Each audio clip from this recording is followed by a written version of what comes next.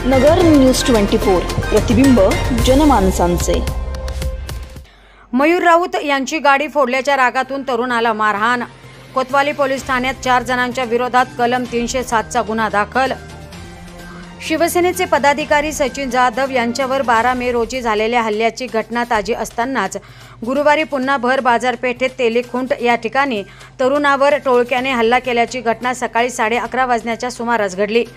या घटनेत प्रशांत काळे राहणार मंगलगेट नगर हा तरुण जखमी झाला असून त्याला उपचारार्थ जिल्हा रुग्णालयात दाखल करण्यात आले।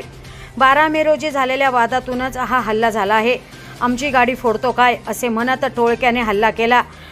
या प्रकरणी 4 जणांविरुद्ध कोतवाली पोलीस ठाण्यात खुनाचा प्रयत्न केल्याप्रकरणी गुन्हा दाखल करण्यात आल्याचे पोलीस निरीक्षक प्रताप दराडे यांनी सांगितले।